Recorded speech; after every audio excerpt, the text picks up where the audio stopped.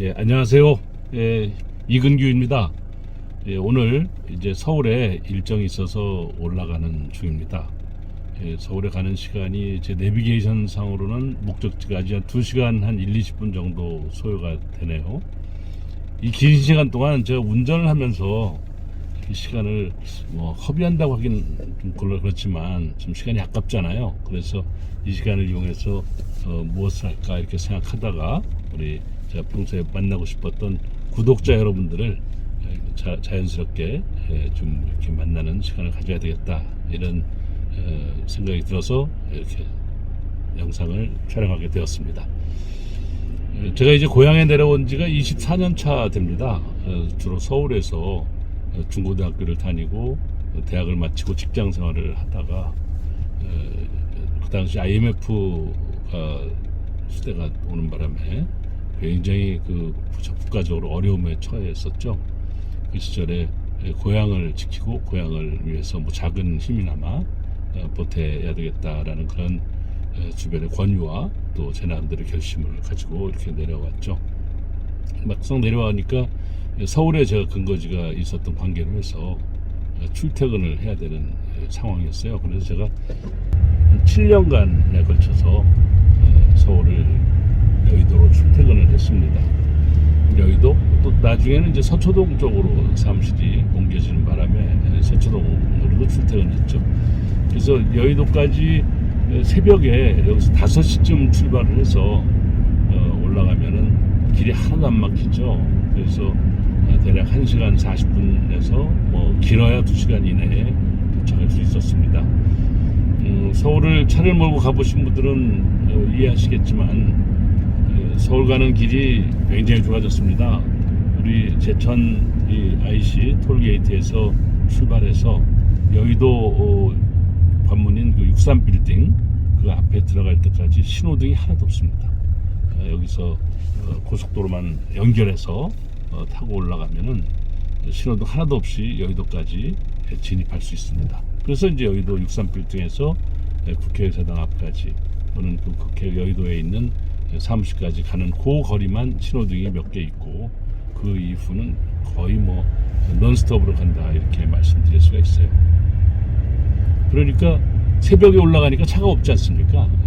화물차 약간 있고 약간의 승용차가 있을 뿐이고 고속도로도 고속버스도 다니지 않을 시간이니까요.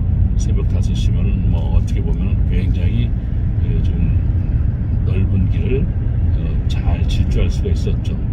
그래서 규정 속도만 제대로 가도 충분히 그 시간 내에 갔어요. 그래서 서울에 가는 동안에 그동안 대략 평균 잡아 1시간 40분이라고 가정하고요. 그 1시간이 훨씬 넘는 시간을 무엇을 활용할까 이렇게 하다가 7년 동안 주로 음악을 많이 들었습니다. 음악을 여러 가지 시간 관계상 잘 들을 수 없는 음악들이 있죠. 예를 들면은 제가 가장 좋아하는 음악 중에 하나인 베버의 마타나사수. 소요 시간은 1시간이 훨씬 넘죠. 그걸 어떻게 사무실이나 이렇게 평상시에 음악을 감상한다는 건 거의 불가능에 가까운 그런 시간들인데 이 차를 타고 올라가는 동안에는 어떻게 보면은 음악 자체가 잘 들리는 그런 시간 활용이었죠. 그러다가 또 어떤 경우에는 이제 이렇게 아주 이슈가 되는 그런 뉴스나 또는 영화 또는 어떤 영상 이런 것들을 이제 유튜브를 통해서 시청하기도 하고 그랬죠. 물론 이렇게 운전하는 중이기 때문에 주로 소리만 듣는 거지만 어쨌든 그것을 통해서 다양한 사회적 그런 소통을 하고 있었던 거죠. 또 어떨 때는 제가 사실은 경치가 너무 아름답잖아요. 이 제천에서 서울 가는 고속도로 중간중간에 보면 여기 제천에 이제 봉양을 지나면서 또 치악산을 지나면서 쭉 올라가면서 원주 지나서 양평 일대로 이를 때까지 얼마나 자연 풍광이 아름답습니까? 그 아름다운 풍광을 영상을 이제 녹화를 해서 보기도 하고 또 많은 분들에게 소개도 해드리는 그런 경우가 있었어요. 눈이 많이 내리던 날이라든지 또 어떤 그 가을 정말 눈이 부시게 아름다운 그런 가을 풍광을 소개해드리기도 하죠. 이런 다양한 제 나름대로 시간 활용법을 가지고 이렇게 좀 어차피 필요한 그런 거리를 달려가는 시간 소비지만 조금이나마 좀 효율적으로 하려고 생각을 했습니다. 오늘은 이제 그런 차원에서 제가 특별히 뭐 깊은 준비와 깊은 연구를 하지 않고 그저 편안한 마음으로 이렇게 붓 가는 대로 쓰는 글을 수필이라고 하죠. 그래서 생각나는 대로 말하는 그런 말씀을 몇 가지 드리는 것으로 시간을 좀 활용해 보고자 합니다. 지금 이제 제천 IC 톨게이트를 막 들어가는 중입니다. 요걸 지나서 고속도로로 이제 정속 주행을 할 수 있는 때가 되면 제가 차분하게 말씀을 드릴 텐데요. 이 정속 주행을 전 굉장히 많이 이용합니다. 이 크루즈 컨트롤이라고 하는 기능인데 제 차가 다행히도 지금 한 2만 킬로 가까이 지금 뛰고 있는 차지만 그 시절에도 이게 크루즈 컨트롤이라는 기능이 차에 있어서 제가 잘 쓰고 있습니다. 정속 주행이죠.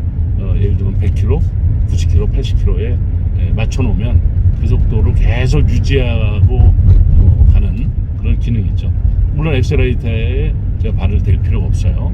그 상태에서. 그러다가 통행권이 정상 발급되었습니다. 조금 안전운전하십시오. 뭐 브레이크를 밟거나 앞차와의 거리가 문제가 있어서 잠깐 늦게 갈 때는 다시 크루즈 컨트롤이 풀어지고 그리고 다시 리셋을 하면 원래 그 정해놓은 그 속도대로 올라가는 거죠. 그게 이제 크루즈 컨트롤인데 요즘은 뭐 자율주행 기능이 워낙 발달해서 뭐 앞차와의 거리 뭐 또 여러 가지 도로의 지형 변화에 잘 이렇게 자동적으로 차량이 주행되도록 맞춰놨다고 하더라고요.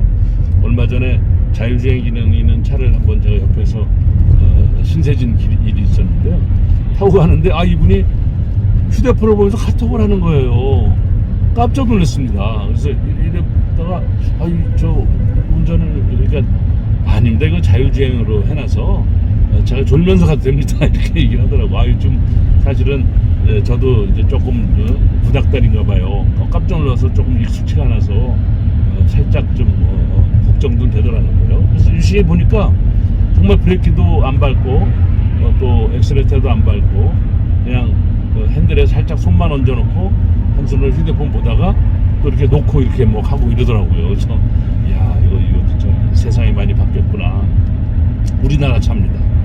우리나라에서 나온 차량인데 그렇게까지 되더라고. 물론 이제 여러 가지 다양한 그 돌발 상황에 대한 염려 때문에 핸들에 살짝 손을 대고 있어야 되는 그런 옵션은 있더라고요. 그건 당연히 해야 되는 안전장치 같아요. 아무리 자율주행이지만 여러 가지 면에서 그 응급 상황이 발생했을 때, 긴급한 상황이 발생했을 때에 완벽하게 대처한다는 보장은 없잖아요. 그래서 그런 그 안전 운행에 그런 기능을 좀 넣어놨더라고요. 자, 제가 이제 지금 시속 100km로 세팅을 지금 했습니다. 하고 지금부터는 이제 시속 100km로 정속 주행을 합니다. 이 상태로 길만 안 막힌다면 서울까지 거의 이쪽으로 계속 갈 수가 있습니다. 물론 이제 약간 그 인터체인지에서 회전할 때의 속도를 살짝 줄이는 건 안전을 위해서 불가피하죠.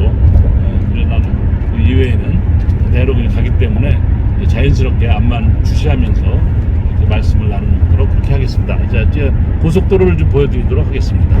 이제 잘 보이시죠? 자, 이게 지금 제천에 이렇게 지금 철탑 위로 지나가고 있어요. 지금 저희들이 생각하기에 이 제천에 이 고속도로변을 지나는 철탑뿐만 아니라 산업단지나 또는 용두산, 또 제천 시내권역을 관통하는 고압선 철탑이 참 많아요. 이거 이제 좀 검토를 할 때가 되지 않았나요?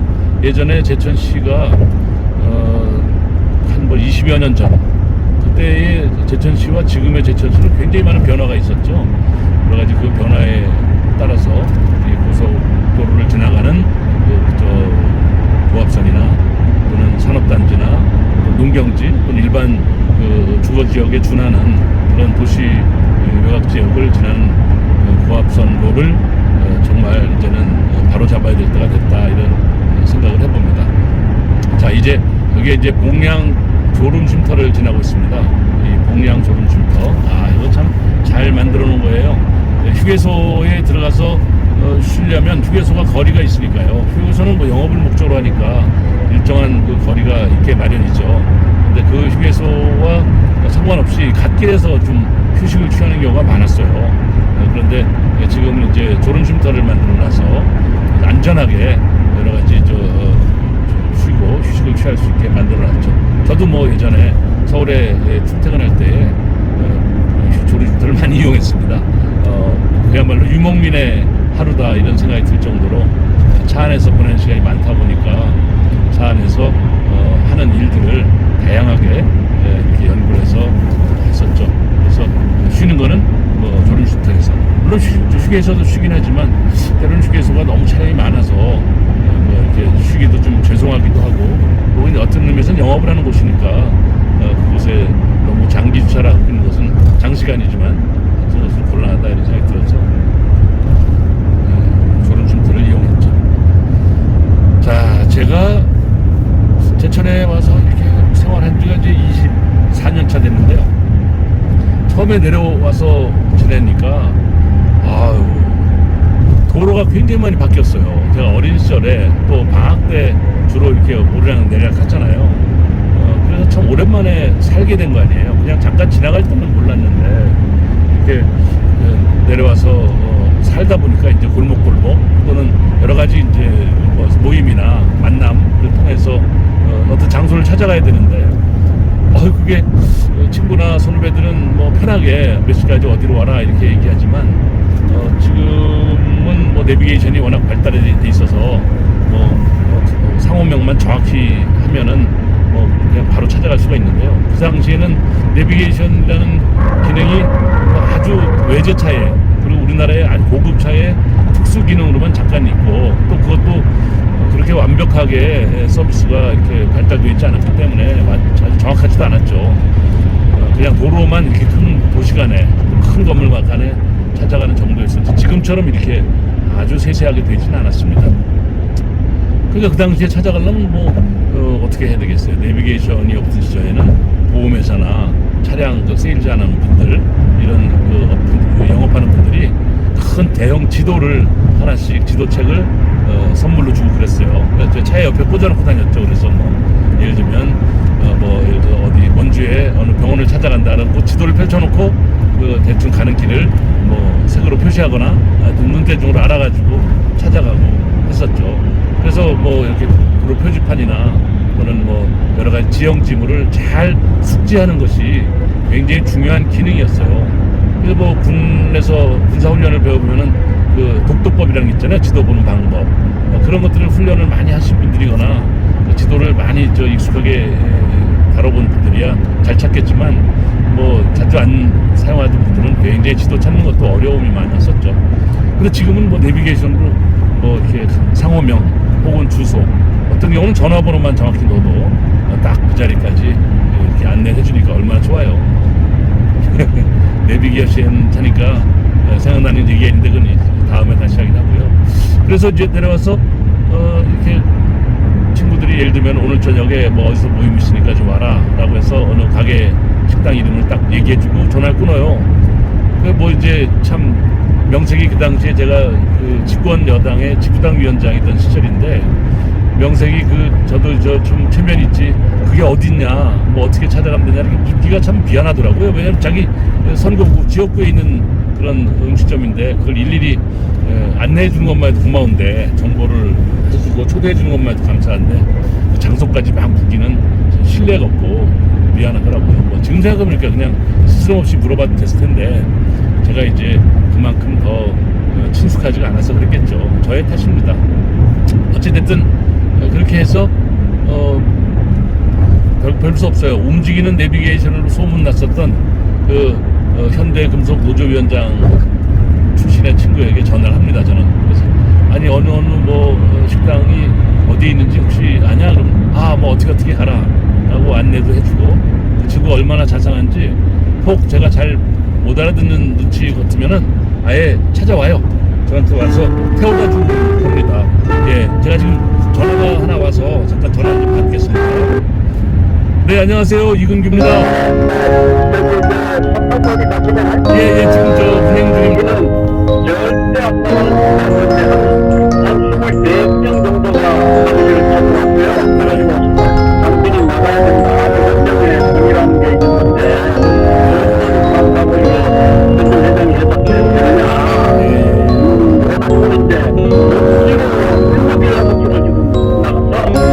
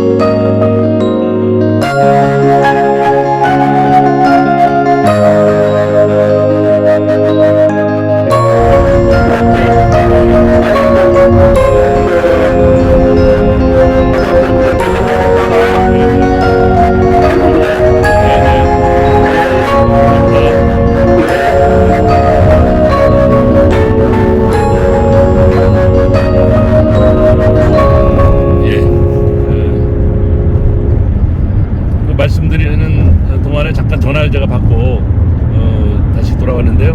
보니까 벌써 이제 치악산 이 터널 구간을 지나고 있습니다. 여기는 이제 아시다시피 정속 주행이 가장 안전하죠. 여기는 뭐 여러 가지 도로 교통의 위험한 지역이죠. 여기가 그래서 여기는 함부로 막 달리면은 사고도 많고 그게 교통사고 위험이 많습니다. 또 이 아래는 지금 여기 보기엔 거의 산 꼭대기 아닙니까? 이 밑은 굉장히 높은 이 교각을 지나고 있는 겁니다. 그래서 여기는 가급적 정속 주행을 하고 안전운행 해야 되는 대표적인 지역 중에 하나입니다. 소위 얘기하는 이제 교통 신호 딱지의 속도 위반으로 딱지가 날라올까봐 하는 그런 차원의 문제가 아니라 이건 정말 안전을 위해서 제가 드리는 말씀입니다. 물론 저도 그걸 완벽하게 안전하게 운행한다라고 장담 못하지만 일단 저 자신은 1979년도 면허인데요. 지금까지 이렇게 인사사고나 차량 사고를 크게 내본 적은 없습니다. 물론 이렇게 접촉 사고가 왜 없었겠어요. 그렇지만 그것이 무슨 안전에 위협을 하는 정도까지는 이르지 않는 그런 나름대로는 좀 방어 운전과 안전한 운전의 대가다 이렇게 스스로 자임하고 있습니다.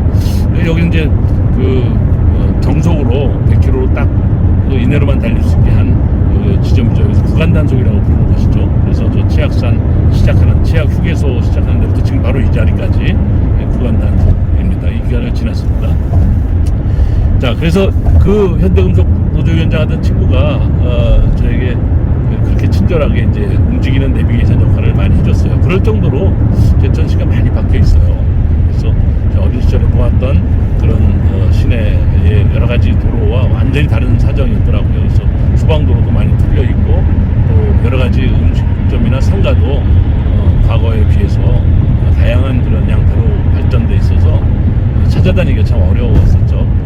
그런데 어쨌든 그런 기억이 있습니다. 더 제가 참 뭐랄까 좀 힘들었달까 아니면 좀 낯설었던 것은 굉장히 모임이 많은 도시예요. 여러 가지 친구들 만나보면 자기는 모임이 몇십 개다 이렇게 자랑을 한다니까 소개를 해요. 그래서 수첩을 딱 보여주는데 보면은 매일 모임이 있더라고요. 그래서 정말 다양한 모임을 통해서 교류하고 소통하고 친교를 나누는 그런 도시예요. 제가 볼 때는 그런 모임이 많아서 소모적이라고 생각하는 분들도 있지만 해석하기에 따라서는 다양하게 소통하고 정보를 교류하고 또 그러면서 또 단합도 하고 여러 가지 갈등이나 문제를 해소해가는 그런 역동적인 그런 분위기가 느껴졌다. 이렇게 저는 솔직히 말씀드리고 싶어요. 단절하고 사는 그런 도시보다는 그런 모임을 통해서 정말 다양한 부류, 다양한 것들, 다양한 인간관계를 가지면서 정보를 교류하고 나름대로의 그 판단이나 사업이나 여러 가지 생각들을 정리해가는 그런 모습들이 얼마나 이 정말 오지마을이랄까요? 이렇게 좀 서울에서 멀리 떨어져 있는 또 산으로 둘러싸여 있는 그런 도시에서 살아가는 시민들의 지혜로운 삶의 양태 아니겠어요? 전 그런 점에서 좀 모임이 많은 것에 대해서는 굉장히 높이 평가를 합니다. 그리고 그 점이 어떻게 보면 제천의 발전의 또 다른 하나의 에너지원이다 이렇게 생각도 하고 있어요.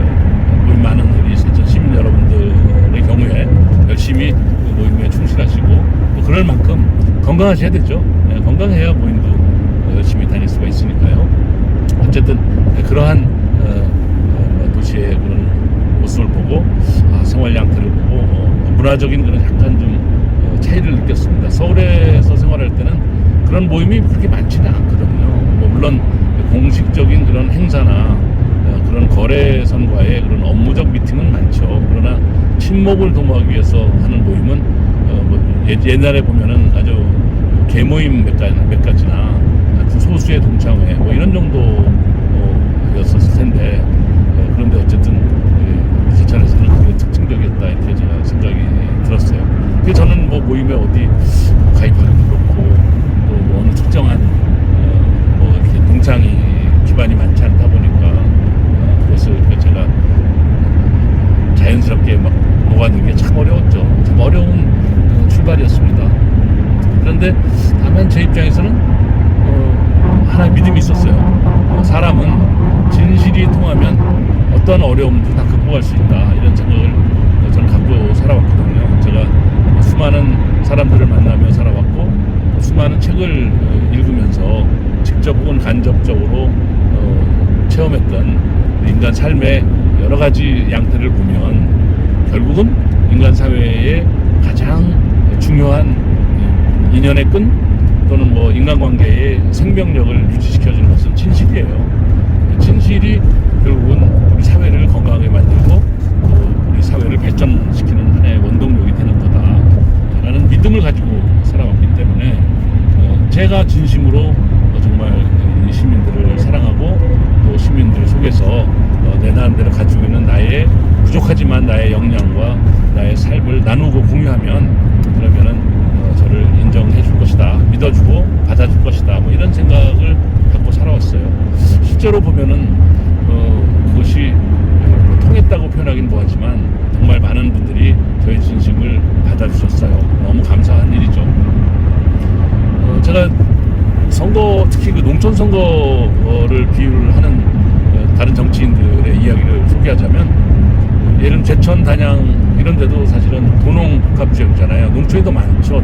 지리적으로 넓고 농촌의 생활이 더 어떻게 보면은 밀접한 그런 사회 구조를 가지고 있다 보니까 농촌형 선거에 가까운 그런 특성을 가지고 있죠.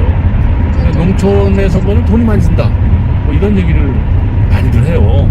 그래서 제가 그거 진짜 어려운 일이다. 저는 소위 얘기하는 오세훈법이라고 불리우는 그런 선거법의 새로운 혁신적인 변화 때문에 돈 안 쓰고 기부행위 하지 않고 또 불법을 통해서 선거운동하는 것은 다 엄격하게 금하고 있는 그런 선거관리위원회의 엄격한 관리 뭐 이런 등등을 신뢰하고 있기 때문에 그것만 믿고 전 뛰어들었는데 이게 현실은 그렇지 않더라고요. 처음에 내려와서 이제 제가 주당 위원장으로서 이제 뭐 당직자 회의를 해요.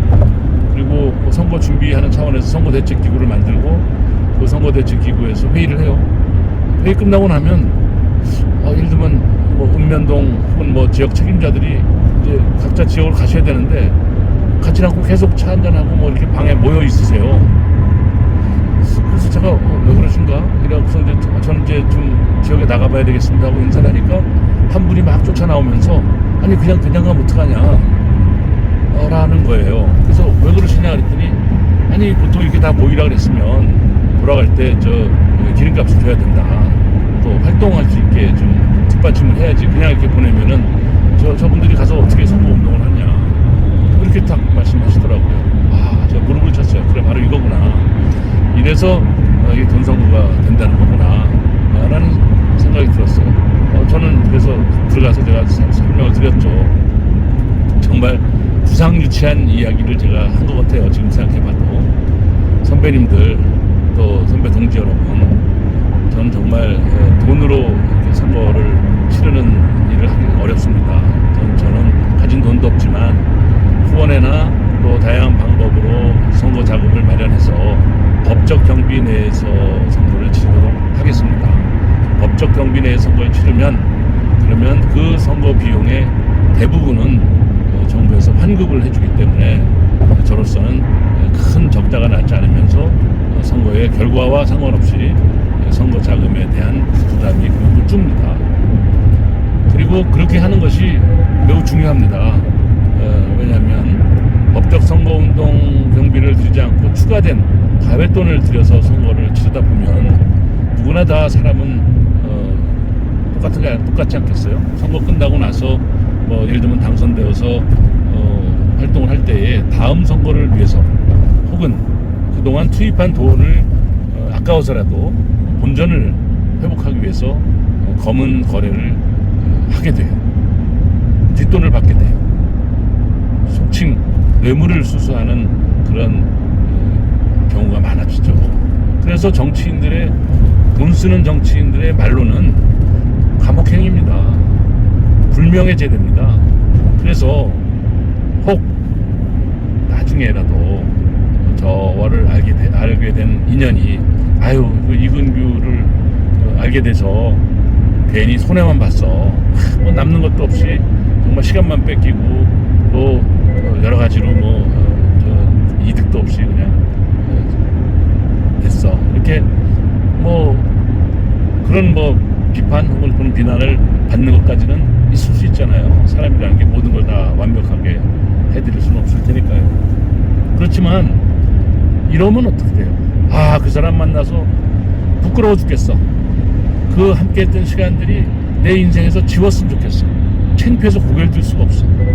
내 자식들이나 내 가족들, 집안 친지들, 내가 도와달라고 얘기했던 그 많은 분들에게 정말 고개들 면목이 없어. 부끄러워 죽겠어. 그런 놈하고 엮이지 말았어야 됐는데. 이런 결과가 되면 또 어떨까요? 결국은 저는 이렇게 자랑스럽고 큰 도움이 되는 정치인이 돼야 되겠죠. 그렇지만 혹 그것은 각자의 노력이나 각자의 사정에 따라서 어느 정도 만족스러운 경우도 있고 아닌 경우도 있겠지만, 그러나 부끄러운 정치인이 돼서는 안 되겠다. 죄를 져서 혹은 불법을 저질러서 파렴치한 그런 정치인으로 매도돼서 혹은 그렇게 처벌되어서 저와 함께 했던 많은 분들이 나는 그놈하고 만났던 것이 부끄럽다, 손해가 났다는 거는 저희가 죄송한 얘기지만 부끄러운 그런 정치인이 돼서 손가락질 받는 그런 집단 또 그런 인간관계가 되면은 전 더 안 된다고 생각합니다. 저는 제 인생을 다 드리겠습니다. 제 삶을 다 함께 하겠습니다. 그러나 제가 돈 몇 푼 때문에 움직이고 못 움직이고 하는 그런 정치적 그런 선거라면 저로서는 조금 좀 개선해야 되지 않을까 이런 생각을 합니다. 라고 이렇게 고백 삼아 말씀을 드렸어요.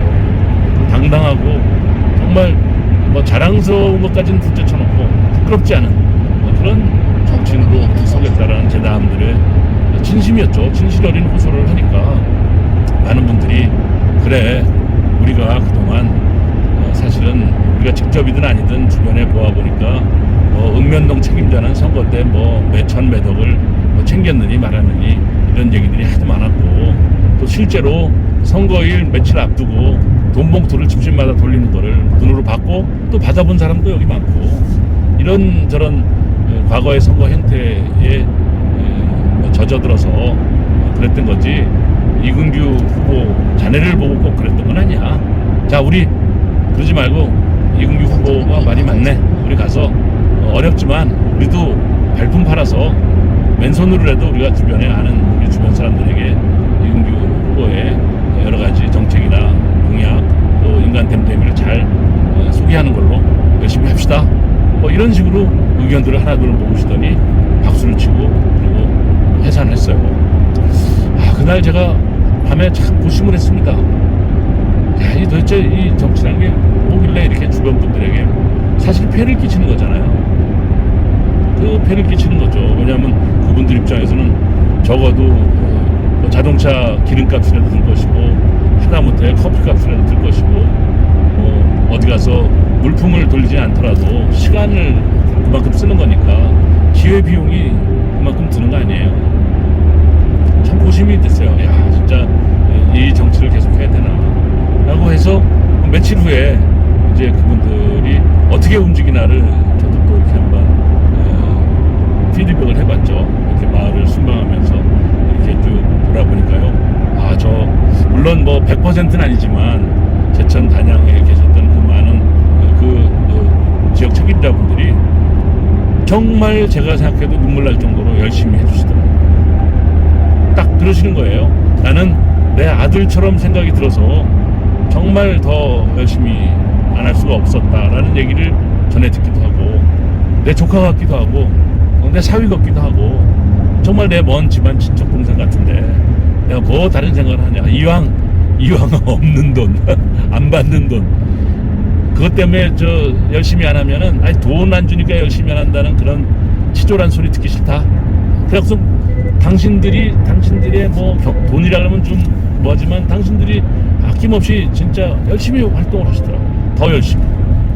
그래서 제가 이게 내가 참 몰매 맞을 소리인지 모르겠지만 그런 생각을 해봤어요. 야, 진심이 통하면 이런 것이다 라는 생각을 제가 나름대로 느끼게 되었어요. 그렇잖아요.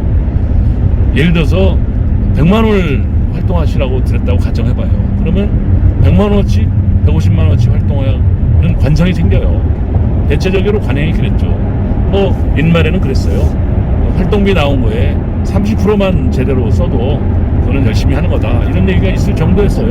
그래서 뭐 제천단양 선거에서 몇십억을 썼다는 그런 옛날에 참 믿을 수 없는 얘기도 있어요. 그런 선거가 되면 어떻게 되겠어요? 몇십억을 썼다고 가정하면 그럼 또 임기 4년 동안에 몇십억을 그 이상을 모아놔야 되잖아요. 그래야 그 다음 선거 때 더 쓸 테니까요. 돈이란 거는 또 에스컬레이팅 효과가 있어서 점점 더 많이 써야만 그것이 만족도가 같아져요. 그러니까 부패해지기 마련이죠.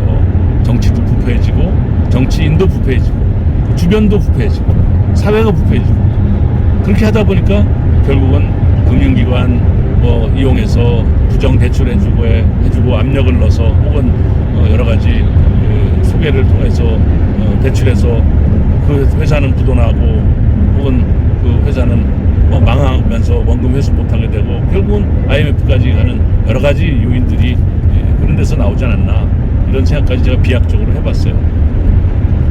그래서 저는 그때 그렇다. 내가 진심으로 대하고 있는 거 아닌가가 중요한 것이지 어떠한 이익을 이들에게 주고 안 주고는 두 번째 문제다. 그렇죠. 내가 사랑하는 친구, 사랑하는 연인과 만날 때에 물론 풍족하고 넉넉하고 좋은 그런 분위기, 그런 맛과 멋을 느끼면 더 좋죠. 그거를 싫어할 사람이면 느꼈어요. 그렇지만 더 중요한 게 무엇인가요? 사랑하고 있는가? 우린 진심인가? 우린 진실인가? 정말 진실로 사랑하고 진심으로 대하고 있다면 누추한 용모라든지 정말 비싸지 않은 아주 작은 정성 어린 선물 그것만 가지고도 감동이 오지 않나요? 물론 좋은 선물, 명품백, 명품으로 이루어진 선물들이 왜 싫겠어요? 인간은 다 똑같다라고 얘기를 하잖아요.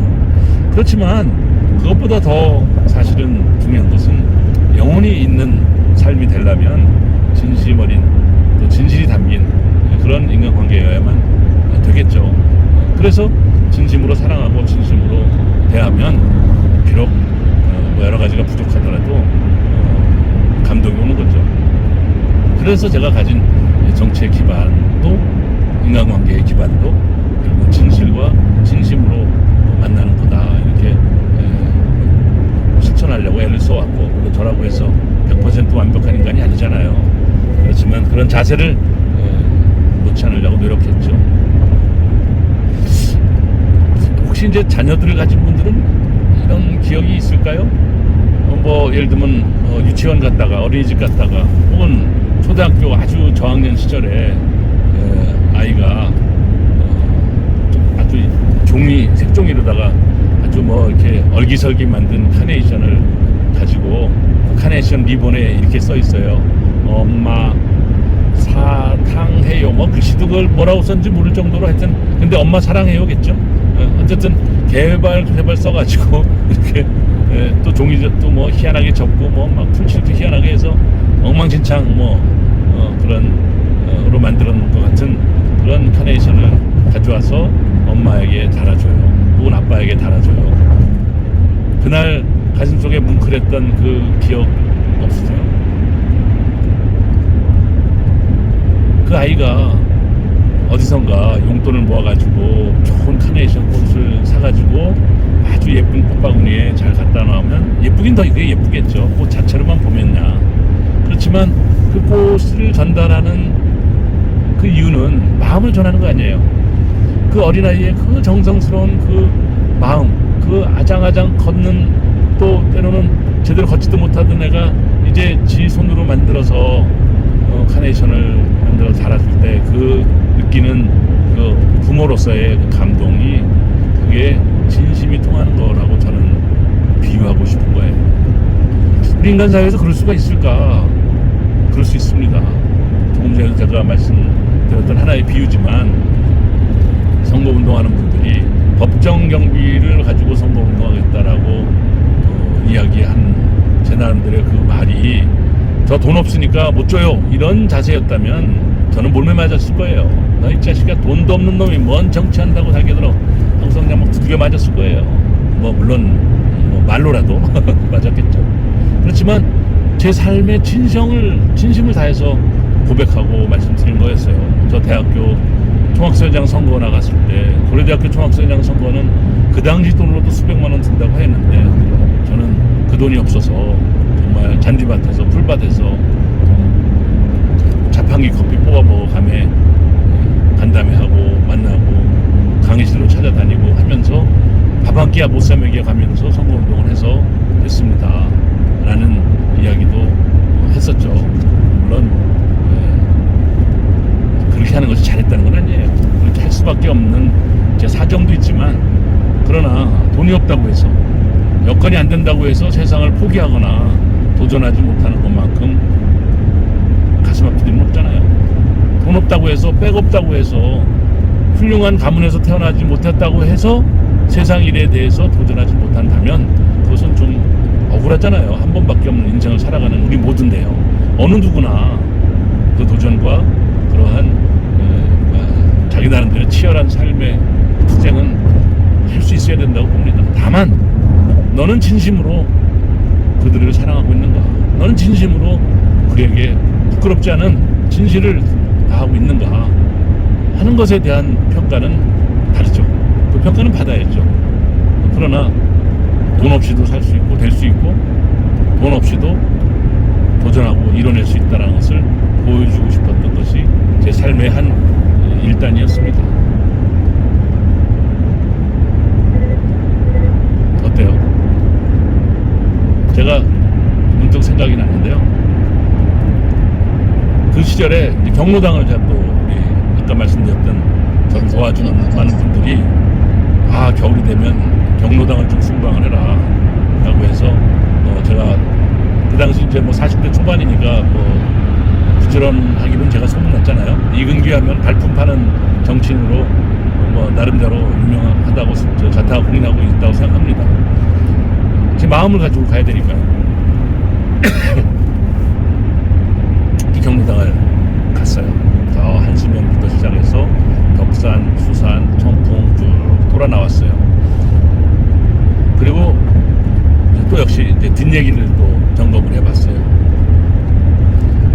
아까 저를 도와줬던 그런 분들의 얘기가 얘기가 이렇게 얘기가 들린다는 거예요. 야구 이근규 위원장이라고 아주 젊고 괜찮은 친구가 왔다 갔어. 그래? 당은 뭐 좀 마음에 안 드는데 사람은 그만하면 괜찮겠던데? 이제 이렇게 얘기하는 분들이 있었고, 또 어떤 분들은 그럼 뭐해? 맨입으로 와가지고서 커피만 축내고 갔는데, 그래? 아무것도 안 가져왔어? 아유, 아무것도가 뭐야. 맨몸으로 와가지고서 한 두세 놈이 와가지고서 그냥 커피 뭐 타먹고 입맛대만 다시고서 갖는 걸 먹는. 아이, 그래? 그럼 뭐 하려고 왔지? 이렇게 얘기하는 분들도 제법 있었다는 거예요. 제가 뒷골이 땡기더라고요. 저를 아끼는 어떤 노인 회장님이 전화를 하셨어요. 어이, 이 위원장, 앞으로 경로당에 오려면 뭐 비싸지도 않잖아. 커피라도 한 박스 이래 큼지막한 거 들고 와. 그거 하나 들고 와서 그냥 놓고 가면 뒷말이 없네. 근데 그냥 왔다 가니까 뭐 좋아하는 사람도 있지만 또 말하기 좋아하는 사람은 그걸 또 타박하네. 그러게 알았지? 이러시더라고요. 그분은 저에게 대한 아끼는 마음으로 하신 이야기예요. 참 고민되더라고요. 이 수백 개가 넘는 경로당을 커피를 한 박스 다 사다 놓으려면 그 돈도 만만치 않죠. 근데 그것보다 더 중요한 것은 제가 가진 지역 활동, 또 정치, 삶의 원칙을 타협해야 되거나 무너뜨려야 된다는 그런 데서 오는 고심이 더 컸던 거죠. 한 군데만 그럼 사고 갈까? 두 군데만, 말썽이 난 데만 그게 되나요? 나중에 모이다 보면 그놈아가 우리 경로당에 와서 커피 사놓고 갔어. 뭐 자랑 삼아 칭찬 삼아 한마디 하실 수 있잖아요. 그러면 어떻게 돼요? 아니 우리는 안 사갖고 왔는데, 이런 것도 있고. 그놈도 별 수 없구만. 뭐 물건 안 사갖고 다닌다더니 말로만 그렇지 정치하는 놈들은 다 똑같아. 이런 평가받는 사람이 되고 말이지 않겠어요? 그런 생각이 들더라고요. 그래서 그런 이제 예를 들면 이근규가 다녀갔는데 맨입으로 다녀갔다라고 하는 데는 또 찾아가서 더 정성을 다했어요. 삶을 이야기도 들어주고 그분들이 하고 싶어하는, 그분들이 자랑하고 싶은 그런 이야기들을 끄집어내서 인터뷰하듯이 대담을 이야기를 하듯이 만족스럽게 만들어 드렸어요. 왜냐하면 결국은 물건을 사고서 놓고 나온 것도 나의 마음이고, 내가 가서 시간을 투입해서 그분들의 마음을 정말 따뜻하게 또 신나게 해드리는 것도 그것도 하나의 선물 아니겠어요? 이런 표현이 이해가 될까 모르겠어요. 이근규 제가 어르신들에게 드리는 선물입니다. 저는 어르신들을 진심으로 사랑합니다. 정말 우리 삶을 귀하게 생각합니다. 그 모습이 느껴지십니까? 라는 말을 몸으로 했죠. 그렇게 하다 보니까 못이 이쪽 나온 것도 보이고, 문고리가 덜렁거리는 것도 보이고, 형광등이 깜빡거리는 것도 보이고, 전선줄이 엉켜있는 것도 보이는 거예요. 그거 다 손질해 드렸어요. 뭐 제가 기술자는 아니지만 저희 집에서 할 수 있는 정도의 수준의 그런 정도라도 해서 쭉 드리고, 뭐 걸레로다 깨끗하게 닦아서 곰팡이, 먼지 이런 거 해서 눈에 띄게 하니까, 죄송한 얘기지만 일당으로 따져도 제가 한 10만원짜리 되지 않겠어요? 그까지 커피 2, 3만원짜리 사온 게 대수겠어요? 빈손으로 가도 이근규가 선물입니다라는 그 마음이 느껴지지 않았겠어요? 24년간 제가 마을에 간 경로당 다니면서 커피 단 한 봉지도 사간 데가 없습니다. 자랑하는 거 아닙니다. 죄송해서 하는 얘기입니다. 그렇지만 제가 어르신들에게 저놈이 우리를 이용이나 해먹고 선거 때가 돼서 표나 얻으러 오고 우리를 업수 여기는 그런 놈이야 라고 생각하는 어르신들은 한 분도 안 계시다라고 저는 자신합니다. 적어도 저를 아는 사람, 아는 분들은 이근규는 정말 사람을 사랑하고 우리같이 힘들게 지내고 있는 그런 소외된 그런 어른들을 따뜻하게 안아주고 손잡고 정말 아끼는 그런 진심 어린 그런 마음을 가진 그런 놈이야, 그런 사람이야, 이렇게 저를 향해서 마음의 문을 열어주셨어요. 진심이 통했나요? 그 진실이 이렇게 무서운 거죠.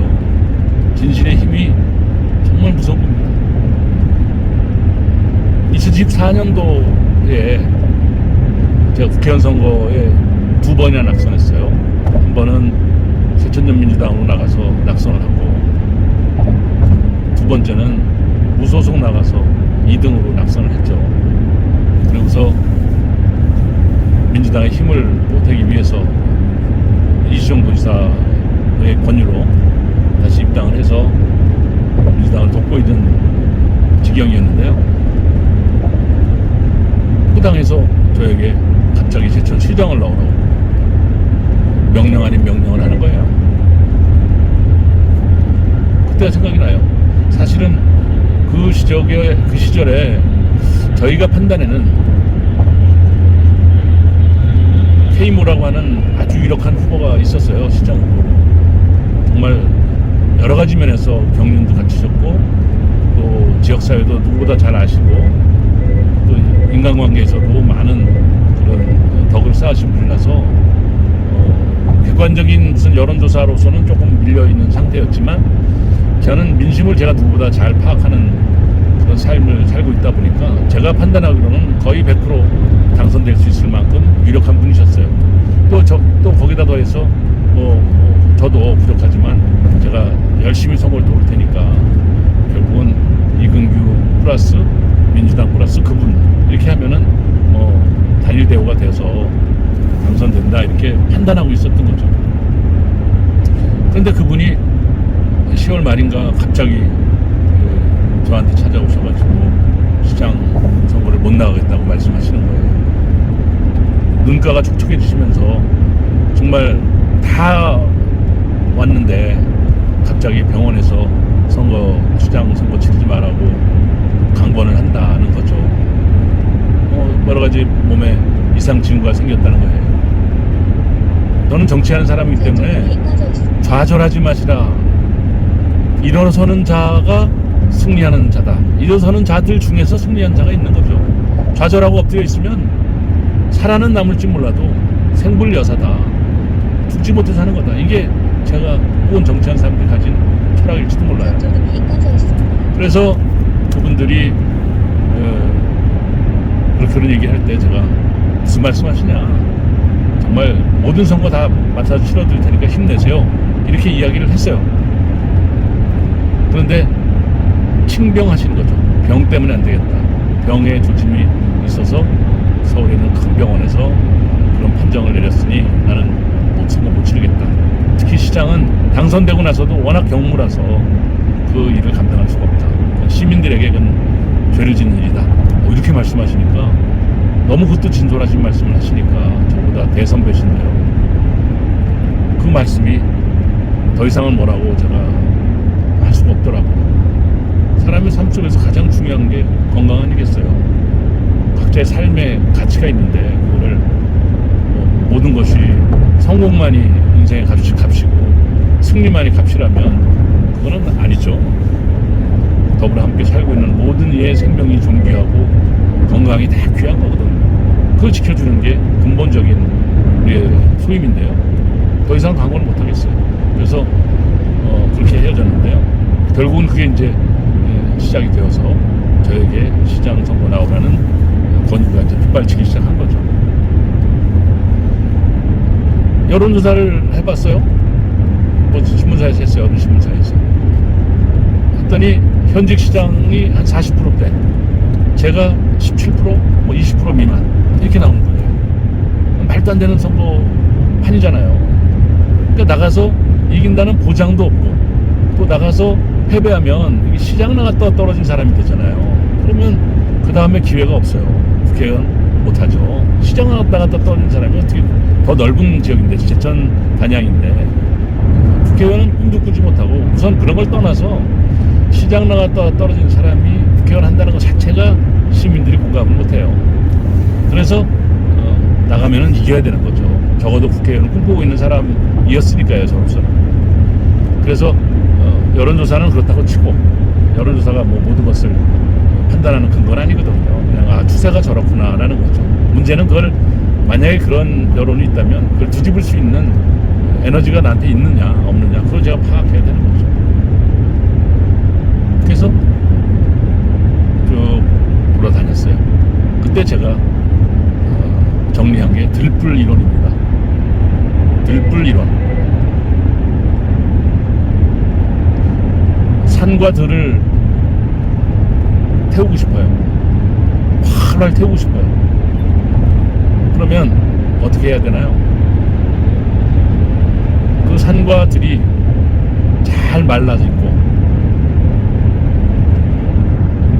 건초 아주 잘 말라 있는 그런 풀이 살랑살랑 부는 바람에 흩날리고 있을 때, 살짝 흔들리면서 정말 마른 풀 내음이 가득할 때, 그럴 때요, 성냥불 하나만 발밑에 탁 던져놓으면 온 산이 한꺼번에 저절로 탑니다. 그렇죠? 그게 들불 이론이에요. 성냥 하나로도 온 산을 태울 수 있다. 그런데 거꾸로 그 온 산이 이슬이 맺혀 있거나 얼어 있거나 비가 내려 젖어 있으면 장작불에 기름을 갖다가 붓고 막 불을 질러도 내 발 앞에도 다 안 타요. 그게 들불 이론입니다. 결국은 제가 파악하고 싶었던 것은 민심이 어떻게 움직이고 있는가, 민심이 무엇을 갈망하고 있는가, 민심이 정말 변화와 혁신을 바라고 있는가 라는 그 공감대가 어디까지인가 라는 것을 파악해야만 했어요. 왜냐하면 이 제천이라고 하는 곳이 일반적으로 평가하기로 보수 지역의 텃밭이잖아요. 해방 이후 지금까지 한 번도 민주개혁 세력에서 시작이 돼본 적이 없잖아요. 국회의원도 거의 대부분 보수당이 되잖아요. 그런 지역에서 아무런 중고등학교를 다니지도 않은 학연도 부족하고 여러 가지 면에서 돈도 없고 이런 준비도 안 돼 있는 제가 시장을 나간다는 것은 맨 땅에 헤딩하는 거와 다름이 없잖아요. 그러니까 저는 그걸 파악하고 싶었던 거예요. 그래서 시간을 좀 달라라고 당에 요청을 하고 12월, 1월을 쭉 다녔어요. 쭉 다니면서 많은 사람들을, 저를 아껴줬던, 저 때문에 가슴 아파했던, 저를 염려하고 있는 많은 분들을 만나면서, 혹은 그 주변 분들을 만나면서 지역 사정을 쭉 청문했죠. 들었죠. 경청 투어를 한 겁니다. 듣기만 했어요. 쭉 들어보니까 대체적으로 바꿔야 된다, 변해야 된다, 뭔가 새로운 인물이 없느냐, 이런 이야기가 많았어요. 정말 많았어요. 그래서 거기다 가설을 했던 거죠. 그럼 이근규가 시장을 나오면 어떻게 될 것 같으냐? 뭐 무조건이란 말은 이제 그냥 호언장담에 가까운 얘기니까 제가 새겨 듣지 않는다 하여도 대체적으로 무조건 된다 했어요. 대체적으로. 물론 어렵지만 무조건 된다 이 뜻이죠. 최선을 다하면 된다 이런 뜻인 거죠.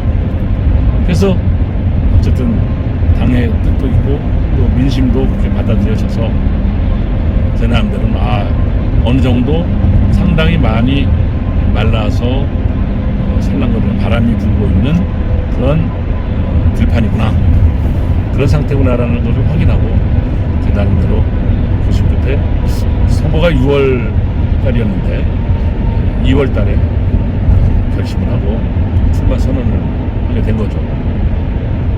그리고 선거를 치렀어요. 뭐 여론조사뿐만 아니라 모든 뭐 당에서도 그렇고 관계자들이 그냥 안 된다고 다 떠들고 있었어요. 100% 상대방이 된다라는 거였죠. 근데 어쨌든 결과는 5,000표가 넘는 큰 차이로 제가 승리를 했어요.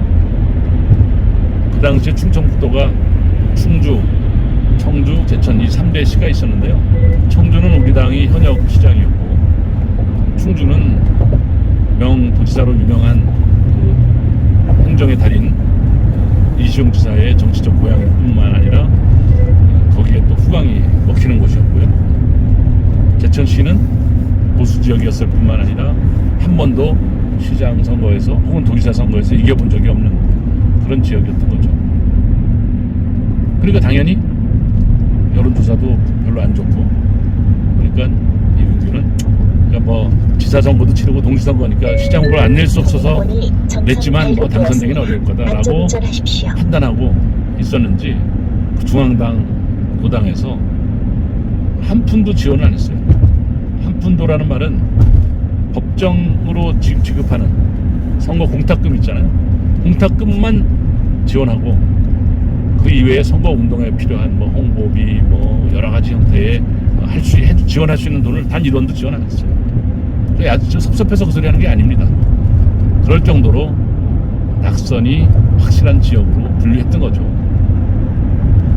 그런데 제천만 되고 그것도 큰 차이로 되고 충주, 청주 다 낙선하고 나니까 그러니까 당에서도 깜짝 놀랐고 그뿐만이 아니라 그 이후에 이해찬 당대표가 저에게 저녁 식사를 하면서 최근 뭐 몇 년 전에 한 얘기죠.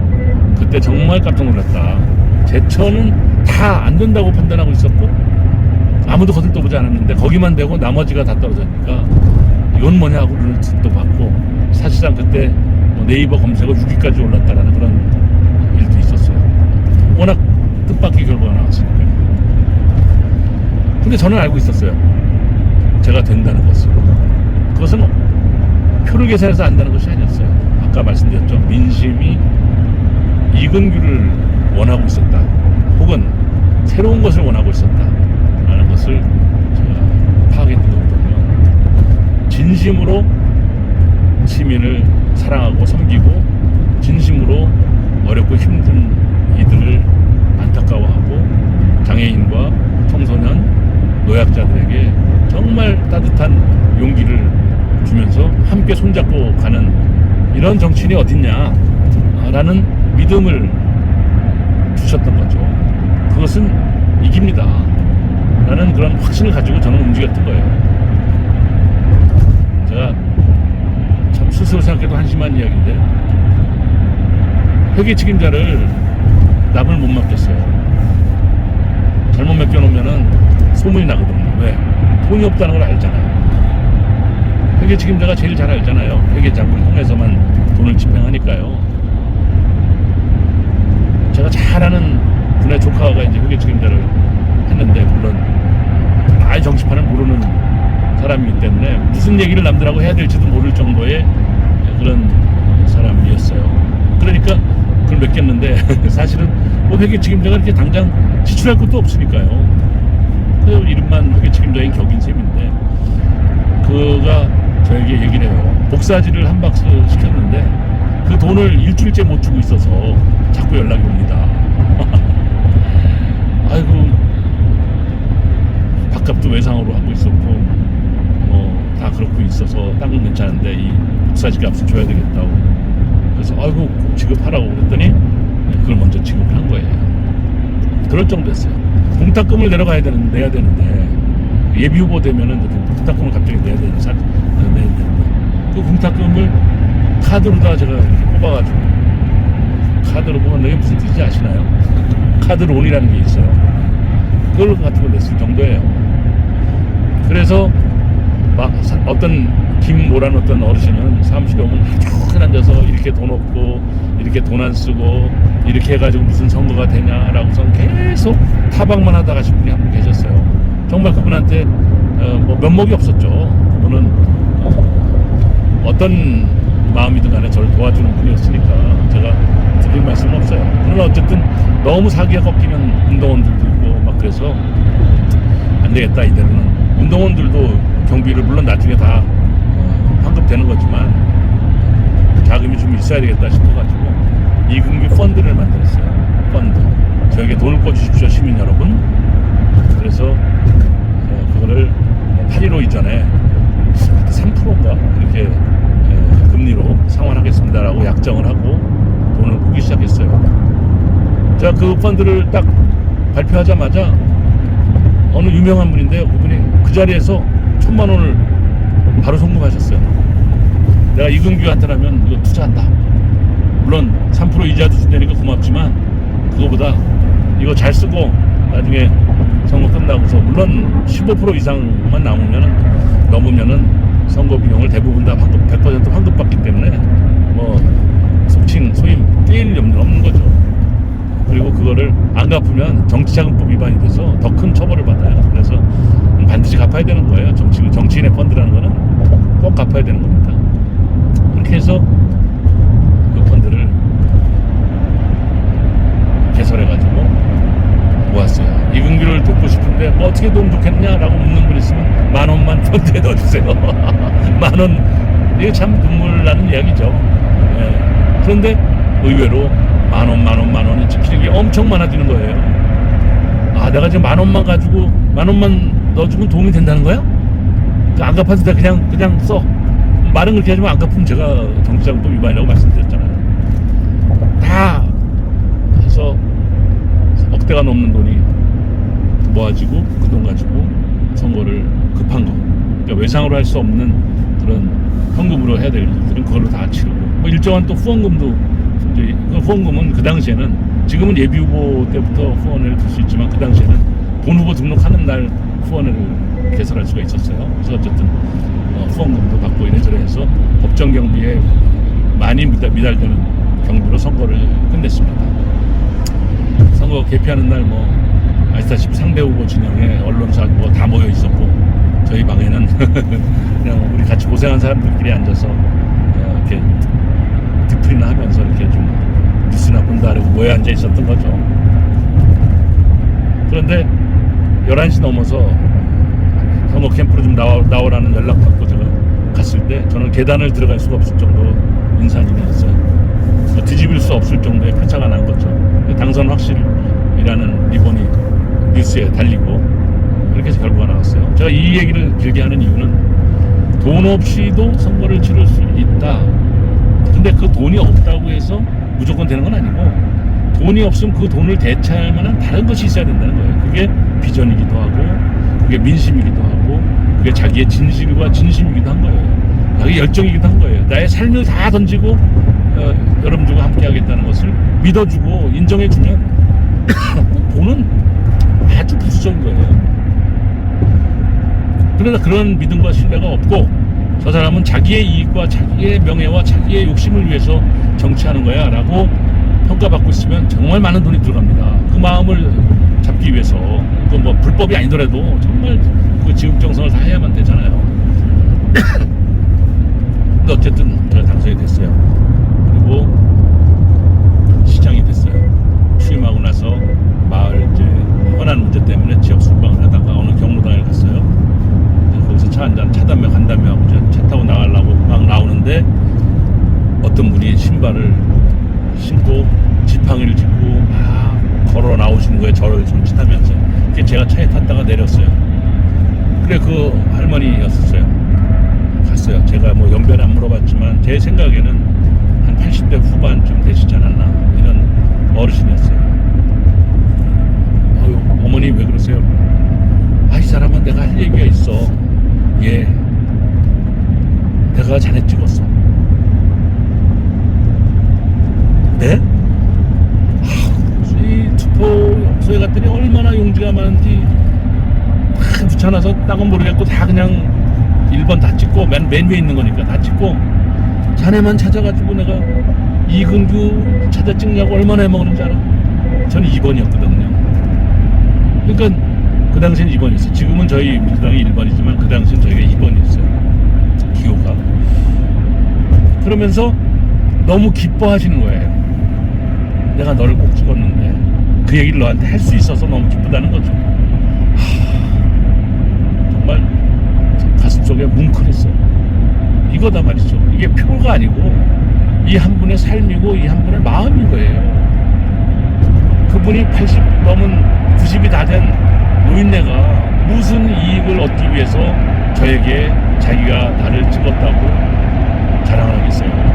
아니에요. 내 마음을 알아달랍니다. 내가 너를 사랑했고 내가 너를 정말 진심으로 위했다는 그 마음을 알아달라고 얘기하는 거지 그러므로 나에게 짜장면 사줘, 나에게 취직시켜줘, 뭐 아무 이해관계 아니에요. 그 눈빛을 보니까 너무 기뻐하는 그 눈빛이 확 보여요. 온 하늘이 다 눈에 들어오시더라고요.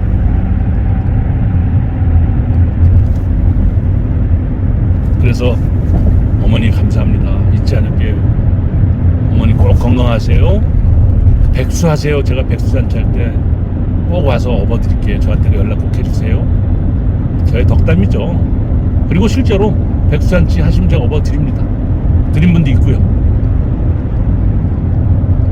그리고 나와서 다니면서 마음속으로 진심으로 진실을 가지고 소통하고 대하면 어렵지만 통한다.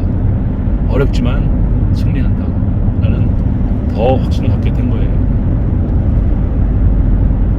돈 없이 선거 치르기 어렵습니다.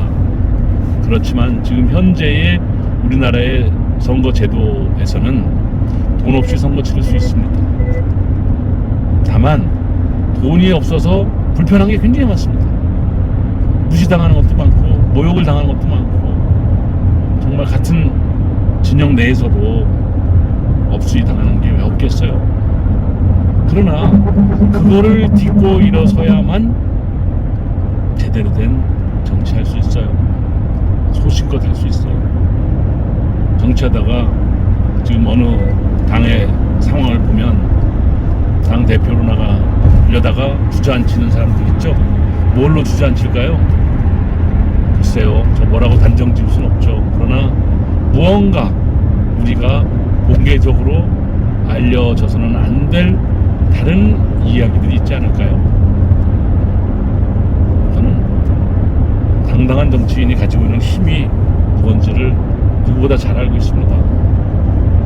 그래서 오늘 돈 타령하듯이 얘기해서 죄송한데요, 청렴하고 결백하려고 노력하는 그런 정치인들이 많아지길 바라요. 그래야 국회에서도 줄 서지 않고 남의 눈치 보지 않고 공천 걱정하지 않으면서 민심을 믿고 유권자들의 선택을 진심으로 존중하면서 자기의 삶의 모든 가치를 현장에 두는 그런 정치인들이 많아질 수 있는 거예요. 그러면 정치인들이 존경받기도 하고 평가받기도 하고 자랑스러워하는 대상이 되기도 하죠.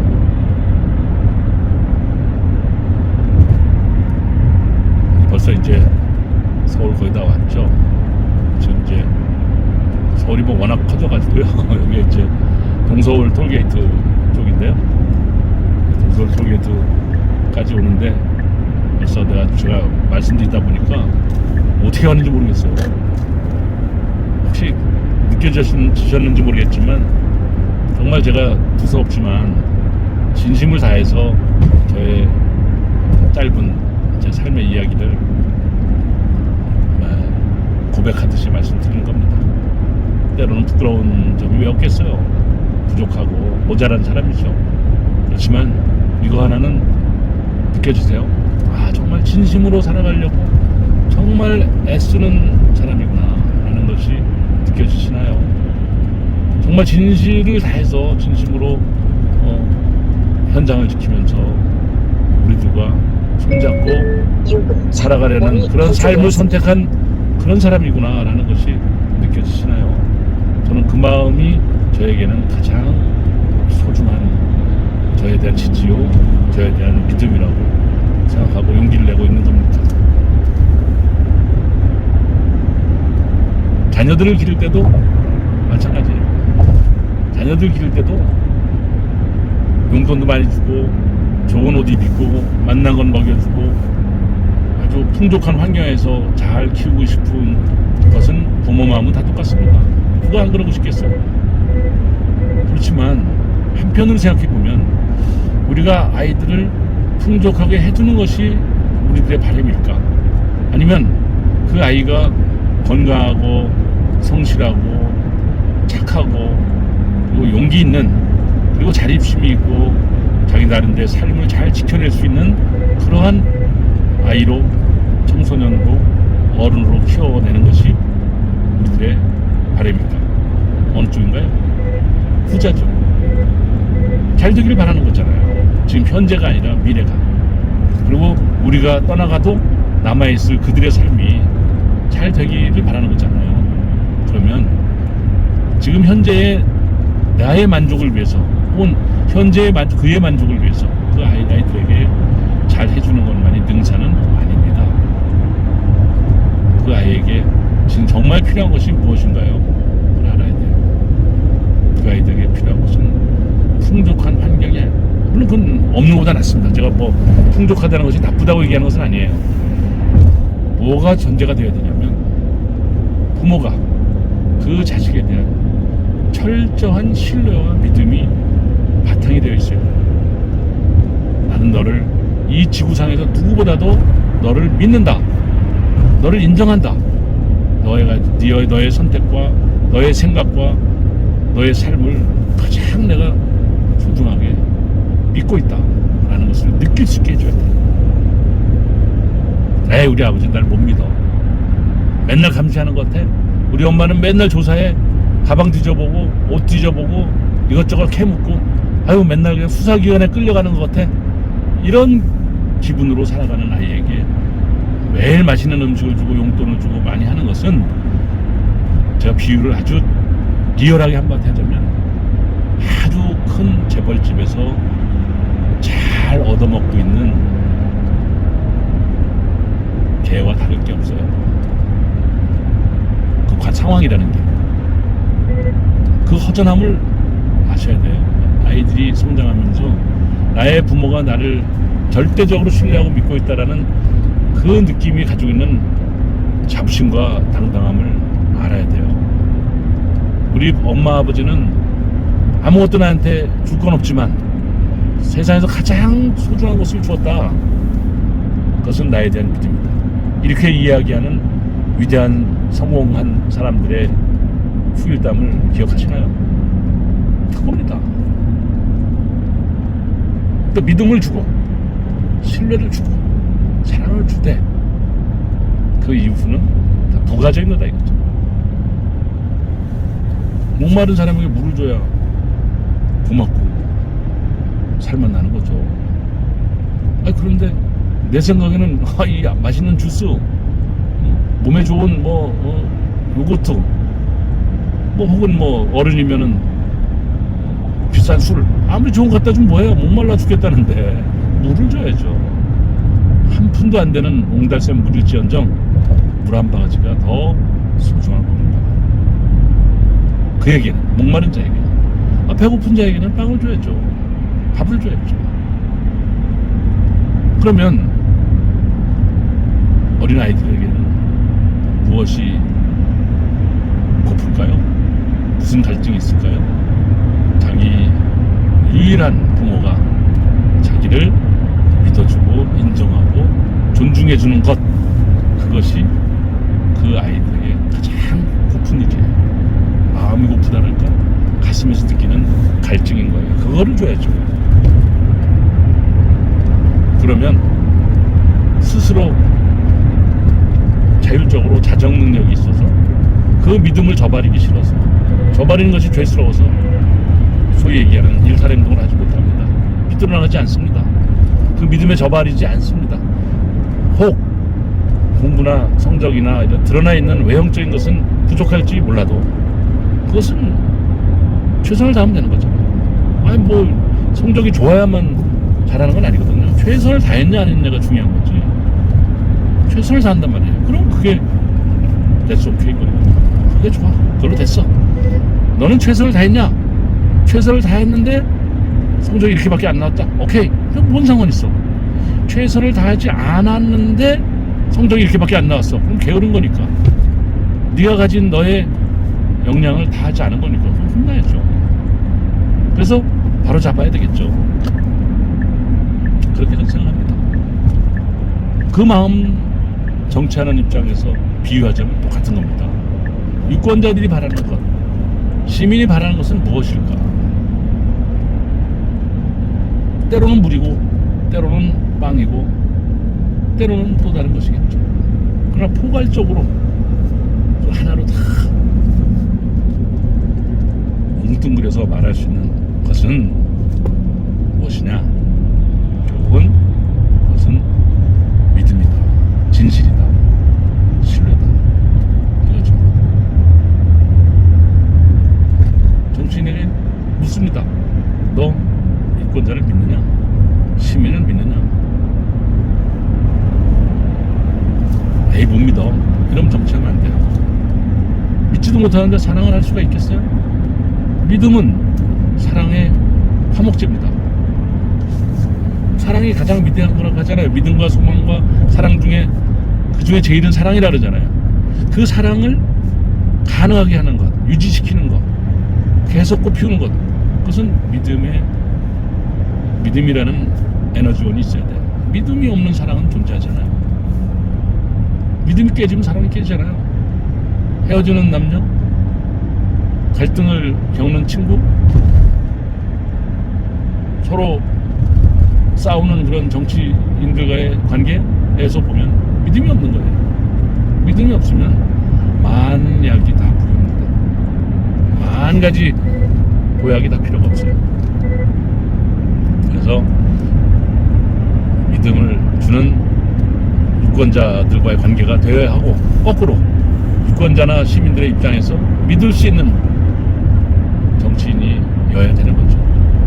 그러면 때때로 모여서 회식을 하지 아니하여도, 철마다 명절마다 선물 돌리지 않아도, 또 여러 가지 부탁할 때 뒷돈을 주고받지 하지 아니하여도 함께 공유하는 삶이기 때문에 그 사람의 인생이 나의 인생이고 내 인생이 당신의 것이기 때문에 서로 당당하게, 서로 진정성 있게 최선을 다할 수 있는 거다. 정말 제가 낭만적인 생각일까요? 전 그렇게 믿고 살아왔고 그런 삶을 살아가려고 노력하고 있습니다. 해왔습니다.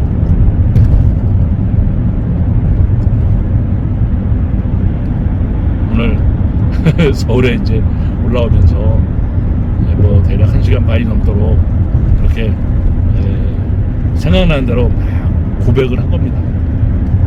뭐 누가 이 고백을 듣게 될지, 들으실지, 또는 아무도 듣지 않을지 모르지만 저 자신에게 저를 다잡는 계기이기도 하고 저 자신을 돌아보는 시간이기도 한 그러한 입장에서 이런 이야기들을 나눌 것이다, 이렇게 생각하시고 제 마음을 받아주시길 바랍니다. 1시간 반 동안 이렇게 같이 하였는데요, 결론이 있어야 되지 않겠어요? 결론은 진실이 우리 삶에 있어서 최상의 무기다, 이렇게 한 줄로 정리하고 싶습니다. 우리 사랑하는 우리 구독자 여러분, 사랑하는 시민 여러분, 정말 진실을 가지고 모든 이들에게 다가가는, 소통하는, 함께하는 그런 아름답고 멋진 그런 새날들이 이어지기를 바랍니다. 자, 저 멀리 우리나라에서 세계적으로도 유명한 롯데타워가 어스프하게 보이시죠? 신격호 회장님의 오래된 꿈이었다고 하죠.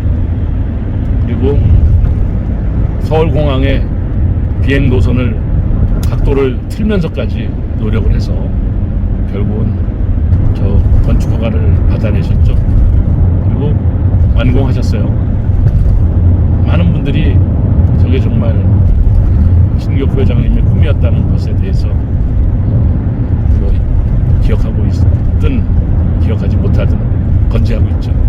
다만 신격호 회장님은 세상을 떠나셨습니다. 우리의 삶이 살아있는 동안에 우리 옆에서 함께하고 있는 그 동지들, 이웃들, 친지들, 함께하는 모든 분들이 얼마나 소중한가 생각하면서 이 시간을 마감하고 싶어요. 먼 나라 이야기 같지만 지진으로 인해서 수많은 사람의 생명이 갑자기 희생당하는 것을 보면서 대자연의 그런 두려움과 위대함 동시에 느끼고 있죠. 안타까운 마음을 함께하면서 우리 삶의 소중한 이웃들을 잘 지켜가면서 서로 사랑을 나누는 그런 하루하루가 되시길 바랍니다. 감사합니다. 이제 좀 복잡한 거리로 왔기 때문에 자 이제 운전에 더 집중하기 위해서 이 정도로 마감하도록 하겠습니다. 자, 오늘 달리는 포럼 뭐라고 이거 이름을 줘야 되나요? 자, 달리는 포럼에서 이근규가 함께했습니다. 감사합니다. 건강하세요. 사랑합니다.